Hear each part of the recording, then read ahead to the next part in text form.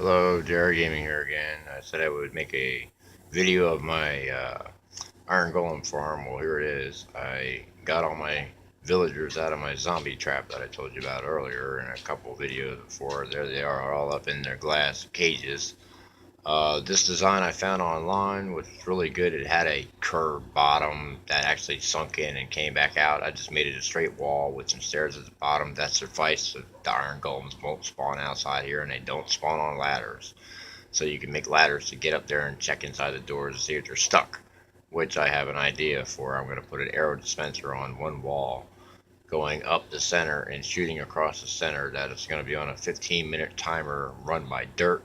So if all I got to do is fill it up with like 50 pieces of dirt in it, Doc Bash is online, and or 50 or 100 pieces of dirt, it'll run for 10, 15 days, and it'll shoot an arrow every 15 minutes to separate the iron golems so they'll fall through the hole. That's all you got to do to solve that problem. So anyway, I got my villagers in there, and the only difference with this is my design of my railroad track inside, which you see out there, the glass, and the glass coming back, which I'll probably change this. All this glass took me almost 4 hours to get.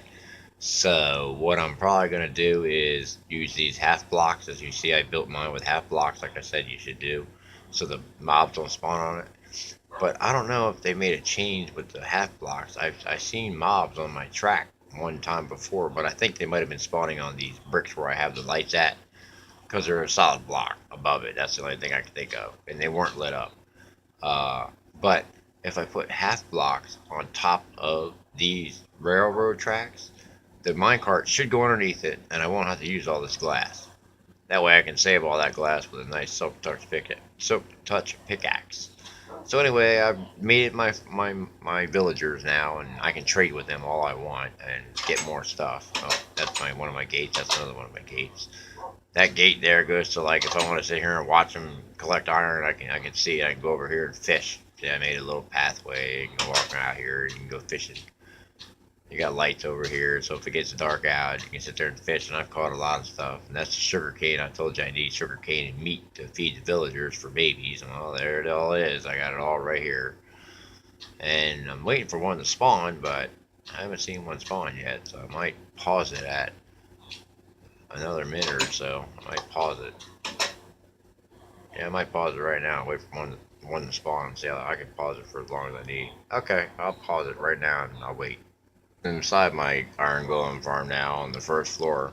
I got sick of waiting. I was waiting for nearly 20 minutes and nothing came in yet. It's so random and ain't funny. It's like every 15 minutes one might spawn.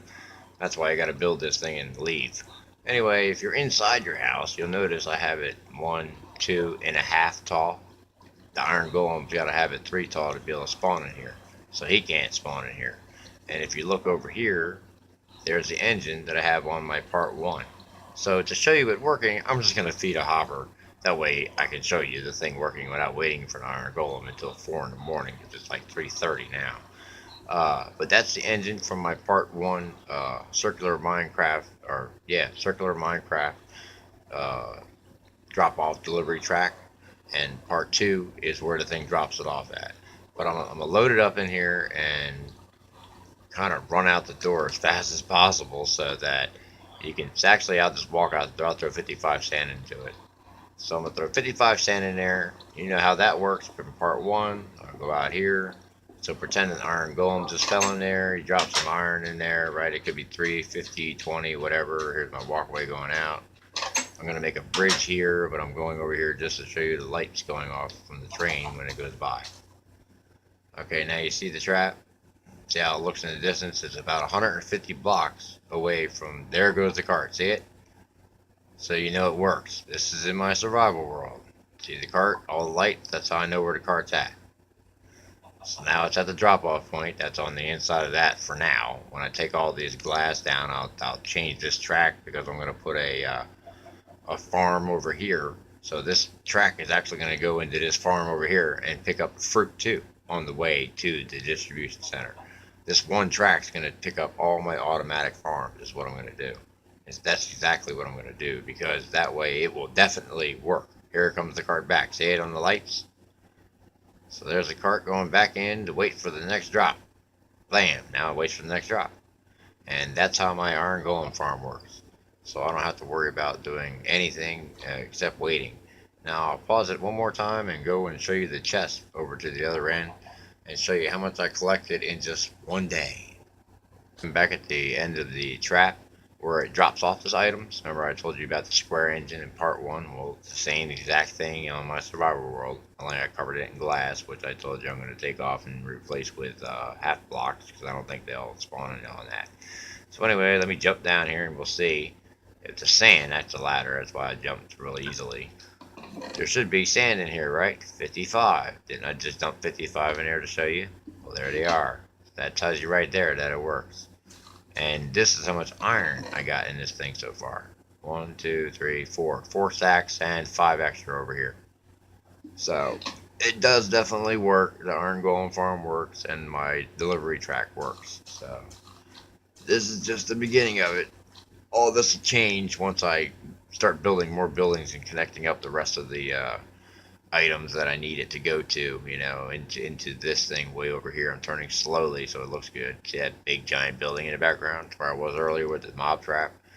And this is how far away it is. And that's the walkway. If you look down below it, see the walkway with the sun going down, and it's red and gray.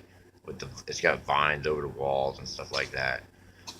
Let me pause it and go check it out. You'll see it. Lights are getting ready to turn on, man. I can show you the lights turning on. Here they go.